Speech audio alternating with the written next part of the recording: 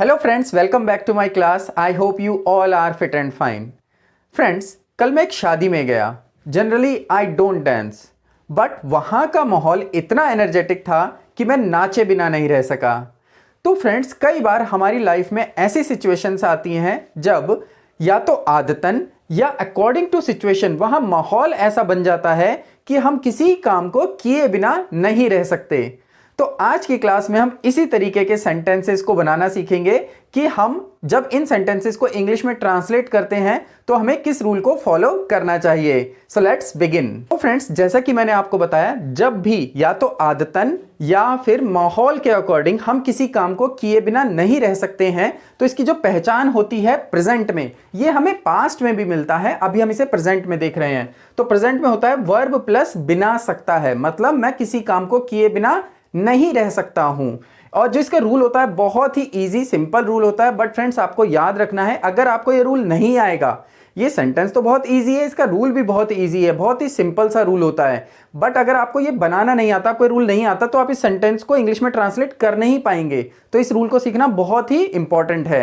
तो इसका जो रूल है आपको ये देखना है। देखिए, यहां पर मैंने अफर्मेटिव नहीं लिखा है, इसका अफर्मेटिव का स्ट्रक्चर नहीं होता। क्यों नहीं होता?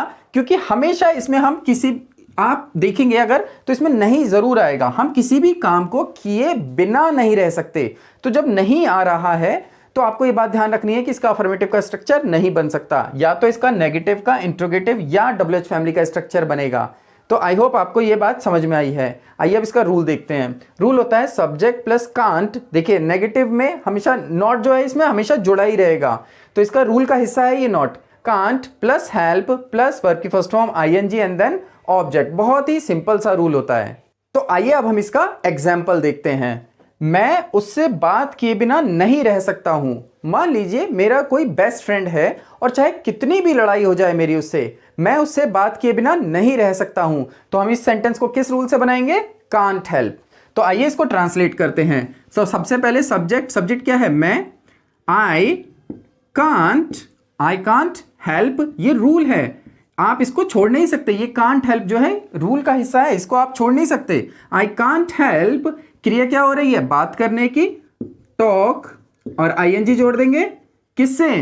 टू हिम, और अगर वो फीमेल है तो हम यहां पर हर लगा सकते हैं। I can't help talking to him और हर।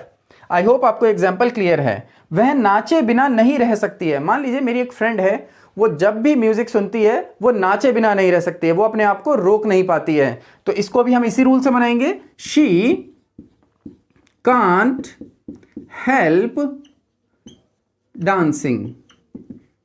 आई होप आपको ये एग्जाम्पल भी क्लियर है। आइए एक और एग्जाम्पल लेते हैं। मान लीजिए मेरा एक फ्रेंड है जो बहुत ही बोलता है, बहुत ही टॉकेटिव है। मैं उससे हमेशा पूछता हूं, कांट यू हेल्प स्पीकिंग, क्या तुम बोले बिना नहीं रह सकते? और वो मुझे हमेशा आंसर देता है, ही कांट हेल्प स्पीकिंग, वो बोले बिना नहीं रह सकता है। आई होप आपको ये एग्जाम्पल और ये रूल क्लियर है प्रेजेंट में। आइए अब हम इसको पास्ट में देखते हैं। तो फ्रेंड्स, पास्ट में इसका स्ट्रक्चर बहुत ही सिंपल होता है। जैसे प्रेजेंट में हमने देखा बिना सकता है आता है, और ये पास्ट में बन जाता है बिना सका। और इसका रूल जो होता है वो भी बहुत सिंपल, बस एक वर्ड चेंज हो जाता है। जैसे वहां पर कांट था प्रेजेंट में, यहां पर ये कुडंट में चेंज हो जाता है। बस कांट की जगह हम कुडंट लगा देते हैं, पूरा रूल सेम रहता है।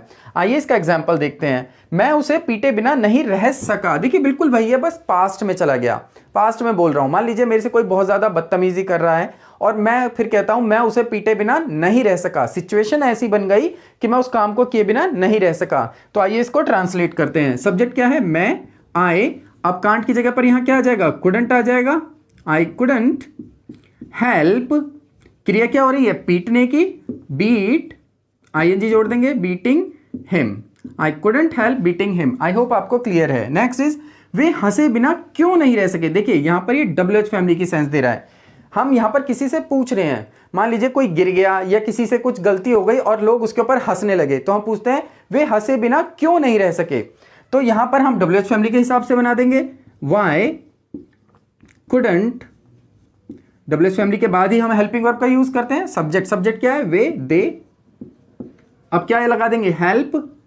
वाई कुडंट दे हेल्प, क्रिया क्या हो रही है? हंसने की, लाफ, ING जोड़ देंगे। बस इतना ही होगा। इसमें ऑब्जेक्ट है नहीं तो हम ऑब्जेक्ट लगाएंगे नहीं। आई होप आपको ये एग्जाम्पल भी क्लियर है और पास्ट का रूल भी क्लियर है। आइए एक एग्जाम्पल और लेते हैं। सुनील उसे चूमे बिना नहीं रह सका। मान लीजिए एक बच्चा है बहुत ही प्यारा और सुनील उसे चूमे बिना नहीं रह सका, तो हम इसको कैसे बोलेंगे?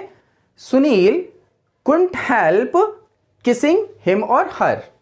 आई होप आपको ये एग्जाम्पल क्लियर है और आपको ये सेंटेंस, बहुत ही इजी रूल होता है, बहुत ही इजीली बन जाता है, बट आपको ये स्ट्रक्चर ध्यान रखना होता है, क्योंकि अगर आपको ये याद नहीं रहेगा तो आप इस तरीके के सेंटेंसेस को इंग्लिश में ट्रांसलेट नहीं कर पाएंगे। तो अगर आपको मेरे पढ़ाए गए रूल समझ में आते हैं तो please like, share and subscribe the channel. So that's it for today, see you in next class.